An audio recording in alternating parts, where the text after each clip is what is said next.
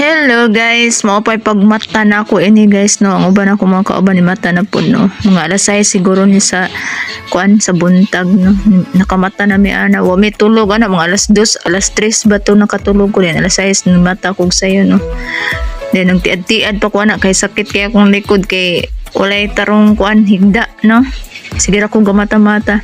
Naman mi anak sa buntod guys, nagkuan mi, nag-overnight mi dadto, nag-camping mi kauban sa mga among silingan no, uban ako mga igsoon akong pag-umangkon. So gahinokto ko anak kay katulugon pa ko no. Wala ko'y tulog kay anak no. Tiod-tiod anak manguli ra pud mi guys. Then akong ipakita ninyo ang weather sa akong atubangan guys. Muna akong view diha sa atubangan makita sa ubos nindot kaayo. Di lang maklaro sa video no, pero nindot kay na sa personal lang taon guys. Samot na magabi kay daghan kay hayag, bahayag kay siya murag Christmas light imong lang taon no sa layo. Then mo na siya na idagom pero wa na ka dayon og ulan guys kay init. Pag uli na mo, pag abot na mo sa mga init man dayon no. So mo na siya kung weather dire lang ko to guys. Thank